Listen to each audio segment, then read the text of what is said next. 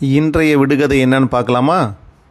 ஓயாமல் இறையும் இயந்திரம் அல்ல, உருண்டோடி வரும் பந்து அல்ல, அது என்ன? கடல். அடுத்த விடுகதை பார்க்கலாமா? தொடாமல் அழுவான், தொட்டால் பேசுவான், அவன் யார்? தொலைபேசி.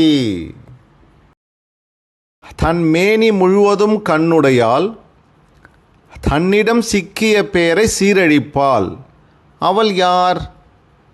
யாராயிருக்கும்? மீன் வலை. அடுத்த விடுகதை பார்க்கலாமா?